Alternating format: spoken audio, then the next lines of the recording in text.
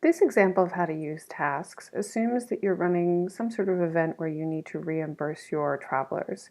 For example, an innovation summit that is sponsored by the main entity, and they are actually paying for everything, including the flights of their guests. So in this case, we're going to go straight into tasks, and we're going to see that we've already got an example of a task created called Submit Expense Receipts. But we're going to go ahead and make a new one just to show you the full flow of this. So let's actually make this quite specific and request Submit Expense Receipt for airport transfer. And we can request that to be completed, let's say a week after. And this is for everyone, so we're not going to limit the visibility. And the instructions are, please upload a digital copy of your receipt for your airport transfer. And in this case, we're actually looking to get a document. So the type of required response is document only. Because it's document only, it means that it's requiring that a document be submitted in order to complete the task. If you didn't want to require it, you could choose the done type and then enable optional document uploads. But usually in this kind of situation, you're going to want to require a document. So we're going to select document only. In this case, because these are quite important, we want to get on them right away. We're going to make sure that a review is required, and we want to be notified when a response is submitted. This is because by default you may not always want to hear from each of your travelers when they complete a task, but this one's quite important.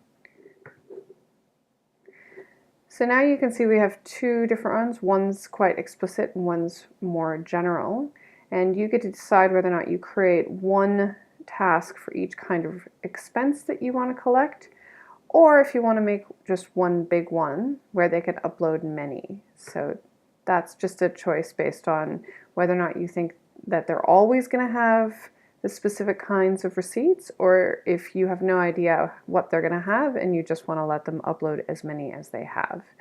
So in this particular case, we've indicated if you have any receipts from flights, airport transfers, or other items, please upload them here.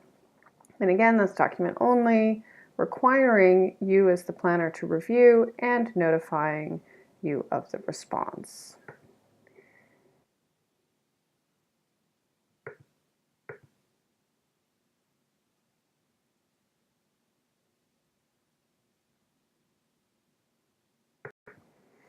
So now we're going to take a look at how those tasks look to your invitees. So obviously tasks are for those who've already committed to go.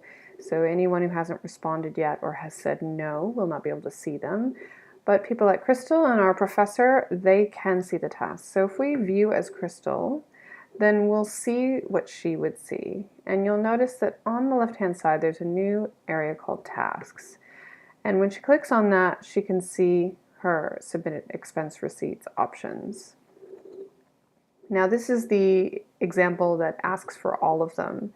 So it instructs her to upload all of her expenses. And so she's going to upload her flight receipt.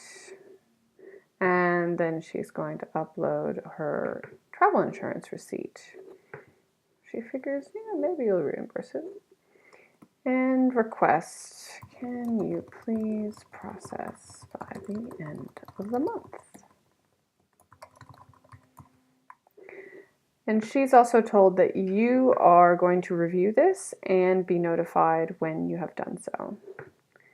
So she clicks complete, and then it indicates that it's pending planner review. You can see the previous one that she had already completed is also in that pending state. She can access the files that she submitted in either case. She can update her response here. So let's say she finds out actually travel insurance not covered. So she can delete that and complete it again. And that's it from the traveler perspective. Quite straightforward.